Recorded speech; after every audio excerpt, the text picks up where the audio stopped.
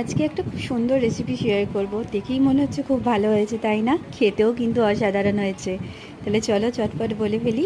প্রথমে নিয়েছি কিছুটা পেঁয়াজ কুচি, কাঁচা লঙ্কা চেরা, গোটা গরম মশলা, গোটা জিরে, তেজপাতা, শুকনো লঙ্কা। প্রথমে তেল গরম করে পেঁয়াজটা একটু বেরেস্তা করে লাল লাল করে ভেজে তুলে রাখবো।